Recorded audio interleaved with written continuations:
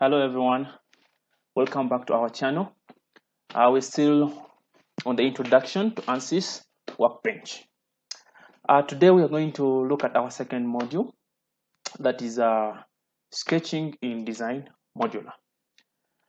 So by the time we finish this module, you'll be able to draw this range in the least possible time using Ansys design modular. So let us start straight away. When you go to our Ansys Workbench, in the previous module, we discussed the different components, and the first one we talked of engineering data. So today we are going to look at geometry. Now, geometry can be done in three ways. So you can right click. When you right click on geometry, the geometry cell, we have the new space claim geometry. It is a workspace for designing. That's the first method. The second method is new design modular. New design modular. And the third one is import. So it means that in Ansys, you can still work with other design softwares like SolidWorks, Solid Edge, Creo. You can still work with them. You design your model from there and import it for analysis, whether stress analysis, strain analysis, heat transfer analysis, or fluid flow. So Ansys works across. So there are three ways you can do it. It has new space claim where you can design from. It has the new design modular and import geometry. So in this case, we are going to use the new design geometry.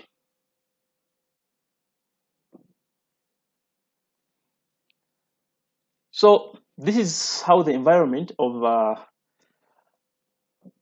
the new design modular or the design modular looks like. So basically, we shall look at most of the key things here slowly as we are doing our sketching and modeling. So the first thing to note is the design modular has two things. The first thing is sketching, the sketching icon, and the modeling icon. So in the sketching icon, it's where we do our 2D design. And in the modeling icon, it's where we transform our 2D into 3D. So still, it has three planes. The first plane is the X, Y plane. As you can see when I click on it, you have the Z, X plane and the Y, Z plane. So depending on how you want to draw it, these planes are used for 2D. So it means that you can sketch on any plane and transform what you've sketched on those planes into 3D using modeling. Modeling also has plenty of features such as extrusion, revolve. So in today's module, as I said, we are going to deal more with sketching. We shall look at all these other icons slowly, step by step. Might not finish all of them today, but as we are using them, it will become easier for you to understand as you apply them. Okay, so if you want to carry out a sketch, it can be in the XY plane, ZX plane, and the YX plane. So we are going to design in the XY plane. So in the XY plane, you come to sketching. When you come to sketching, it's going to bring a new icon table or a tree table that is showing you draw. It has draw, it has modify, it has dimensioning, constraints, and settings. This is the sketching environment. But as you can see, our design environment is still in 3D. So we have an icon here. When you come to it, it will say, look at face for any plane, for any sketch. So in this case, you just click on it. It will bring automatically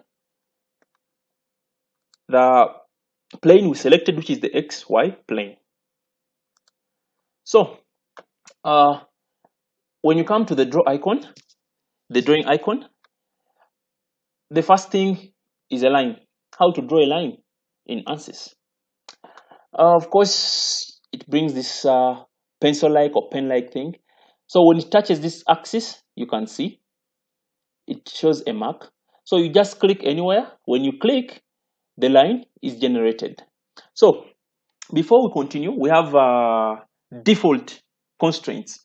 I'm sorry for going fast, but I'm talking of constraints that are sealed down.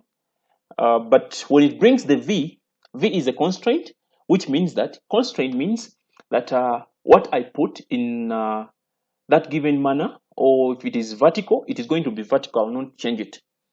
Even if I try making it horizontal, that line or circle or anything I draw will not change. So that is what we mean by constraint. When you constrain something, you're fixing it. It's like you're fixing it to be in that very state, even if you change in your sketching. So their default constraints, like when you see V, it means the line you're drawing is vertical. Then we can draw another line anywhere. You see, it has V and H. H meaning horizontal. So when you click like this, the line that will come will be automatically horizontal. We still have other constraints that you can see through, but we shall see others that come automatically as we go on. Let's say I can show you another one that comes automatic. When you draw a line like this, and I draw another line, are you seeing what it is asking? It has those double lines that are coming now. From H, V, then we have double lines. Hope you are seeing the double lines. So these double lines are implying that is the line you're drawing parallel to this line. It is what it is telling you. If it is parallel to it, like this, when you click, it means the line you're going to get is going to be parallel to this. So when that icon comes and you click, it will be automatically parallel to this line. So we've seen how to draw a line. Then we can go to a tangent. A tangent is a line that is perpendicular to the radius of that circle. Maybe to jump, I will draw my circle here. When I draw my circle there, if I want to make a tangent line on this circle, you can click anywhere. Are you seeing that icon, the T icon that is coming? It is showing you that you're creating a tangent of this circle. You see? So even if you move up and down, as long as you click at a point, it will always give you a tangent. It will not move. So that's how you construct a tangent. Then we can go to the next one. There is a line by two tangents. A line by two tangents, it means if you have two circles, I can put one here. I can put the second one here. So if I want to create a tangent between these two circles, what I do, I don't go back to this one. I come to tangent by two lines if I have two circles. So you click on the first circle, then click on the second circle. The line will be formed automatically. You can still do it for this. You can still do for this circle and this circle. You can do for this circle and this circle. That's a line by two tangents. Then the next one, we're having a polygon line. A polygon line, we all know what polygons are. We have a rectangle, triangle. Okay, let me skip that for a while. Let me go to the rectangle such that you get what I'm saying. So a rectangle. So we have a rectangle by 2 points, and you can add a fillet. We shall look at the fillet later. So when you look at a rectangle, we have a rectangle that is constructed by 2 points. That means that if I want a rectangle with 1 point touching the center here, I just click at the center. Then when I move, are you seeing what is happening? The first point of the rectangle is already got. It's like this icon is for diagonal points. So if you want 2 points, as you can see, as I'm moving it, it is still waiting for the second point to create the rectangle. However, if you don't want this, you can right click and you say back, or you can just press escape. So I want my rectangle here, so I can draw my rectangle there. So this is a polygon. I can draw another one. You can draw as many as you can using that icon. Then we have another icon still for the rectangle. Now for this icon, it is for 3 points. It's not similar to the other one. Now look what is happening. When I click the first point, you see it is giving me a line. It is asking for the second point. I can go for the second point here. Now after going for the second point, it is asking for the third point. So this one uses 3 points. You can draw another one. You click the first one, shows you the vertical line. Go for the second one, then the third point. That is your rectangle. So then still you can draw this rectangle using the lines where we began from. The lines, just connecting the lines. You click one line, you click second line, you click another line. But this is a bit tricky. How? I'm going to show you how. It's a bit tricky to get the meeting point of the two. It is very tricky. You see, now they are not equal. So I need to dimension it. So it's always better to use the simplest way to help you minimize time as you're drawing. And you see that instead of using the 4 lines, I can go for this icon for drawing the rectangle direct. Then I can just dimension without this, because this is going to call for more actions like trimming, extending, such things. Then, so now I can go back to the polygon line. Now the polygon line, we've used the lines. When you use line, it is not continuous. But when you go for a polygon line is continuous. So the polygon line, we've seen how we draw the lines. Now when you draw these lines, sometimes, as you can see here, it is not attaching to the other line, implying that this line is not equal to this line. So for the polygon line, it is similar to the lines. However, it is continuous. The polygon line is continuous. It does not release. When you click, it goes to the last point. It automatically gives you a new line at that very point. Are you seeing? It automatically gives you another line. But still, as we said, it is always better to use the rectangular icons, because even this one does not give you the touching point of this line. So to end this polygon, if you want your polygon to end here or where, anywhere, you just right click. When you right click, it's going to say open end or closed end. So when you click on open end, it means it is not going to create that last line, or it is going to leave your polygon open. However, if I draw the same thing again, I can draw another polygon, then I can do like this. Then I can right click and say closed end.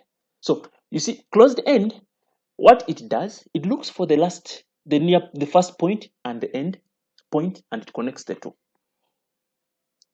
If you want your rectangle, let me do a triangle like this. Then I come here. You see, it is not attached. So when I right click and I say it is a closed end, it is going to join. That means the starting point and the end point. It is going to connect them automatically without you connecting it. That is the polygon line. So if we can fit this, we can continue to our polygons.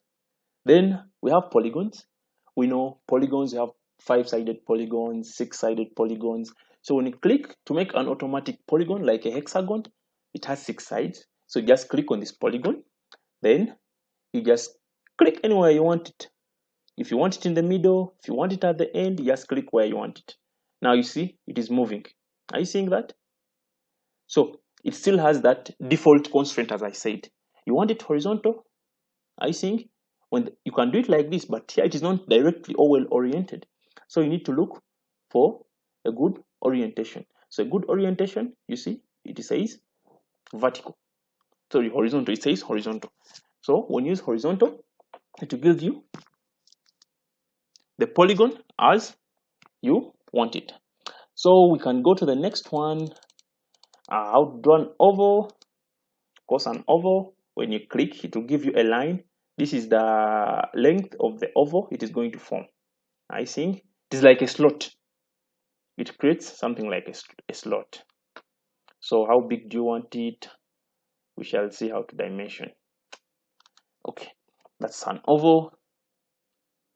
Then we have a circle. We've seen how to draw a circle. Then we have a circle by 3 tangents. That means you need a circle that touches 3 tangents. A good example, I can move this. I get a better clean area where we can demonstrate this. So to get that, you can just draw your lines. Maybe you're carrying out a design. You have your lines there and there. But you want all these lines to be tangents to a circle. Then we can draw the circle. This is too small. It's okay. Let me use another one like this. Let me take this one. So you want all these tangents to touch, sorry, these lines to touch this circle as tangents. So you can still do it. You can come and get a line, then you try to fidget. You say, okay, now there it is a tangent. You know, remember the automatic constraints? There's a tangent there, but now you're having 3 lines, and most of the times you might be dimensioning or designing something. So instead of doing that, you escape, you come. We have an icon that can help you do that automatically. Click on this circle by 3 tangents. Then you select the tangents, the second tangent, and the third tangent. So the moment you select that, it is going to create a circle that touches the 3 tangents. This is a very interesting icon or that you can use when you're doing your designs. And most of the times, all these icons are just to help you minimize time, because you cannot tell me you're doing a drawing and you're taking hours on a very simple drawing that requires like 20 minutes. That's why I'm showing you all these, such that when we are carrying out drawings, we are always very fast and accurate, because some of them are giving us more accurate, but we can do it manually as we began. You draw a circle, you draw a line, something like that. Then we have arc by tangent. So we can have this line and you want to draw an arc.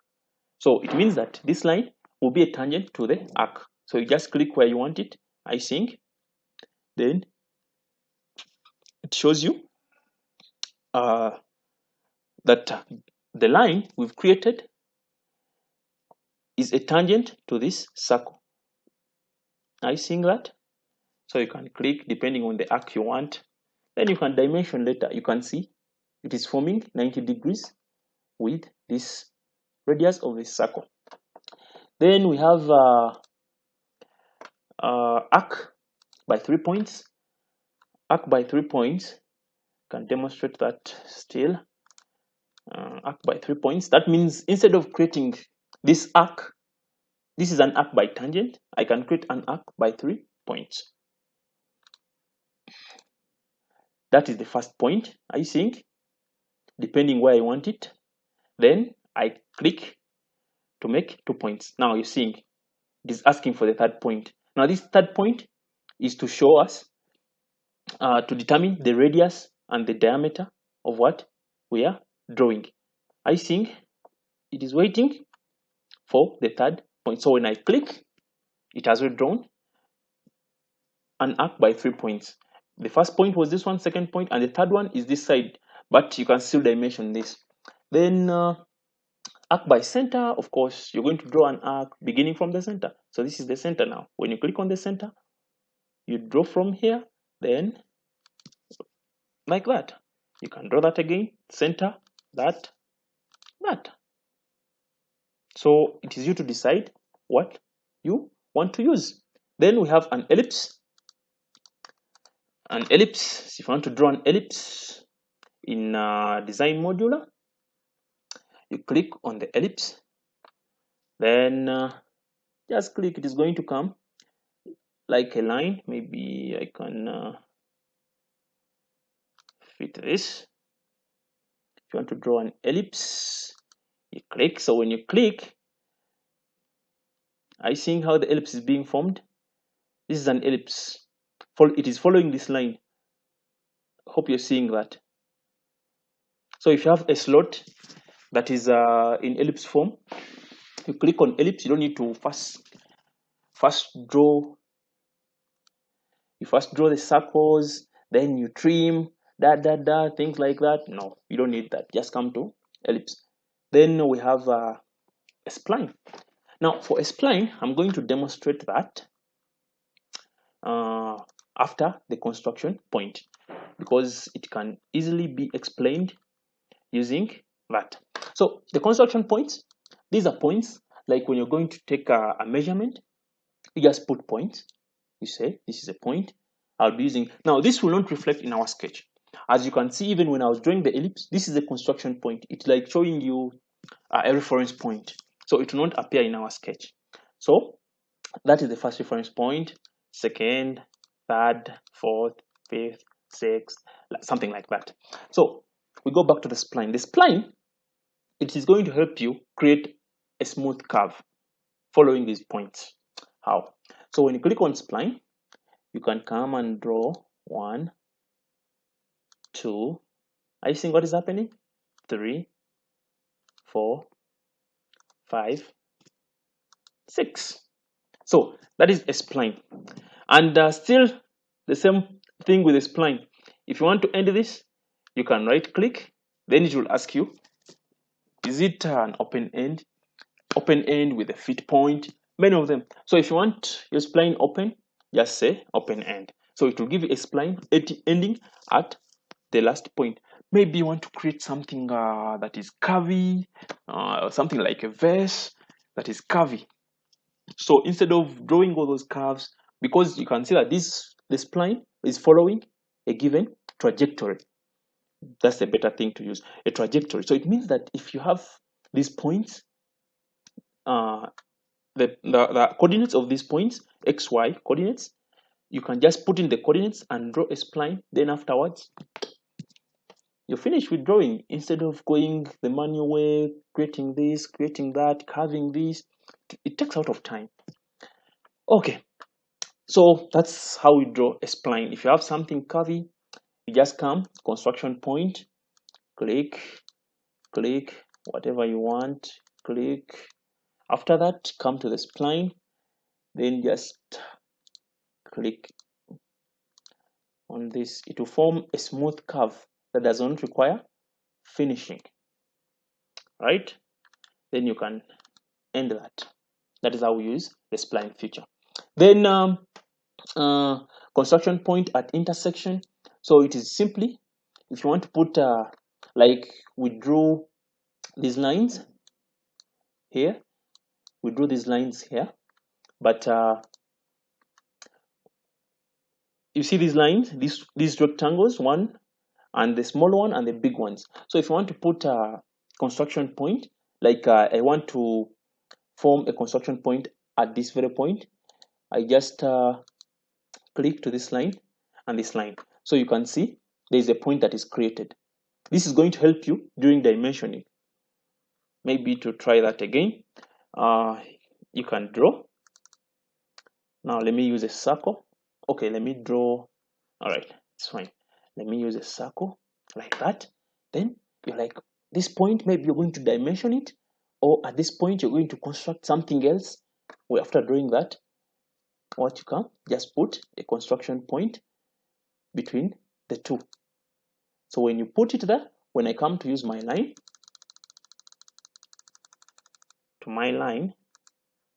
I'll just get the point automatically, right?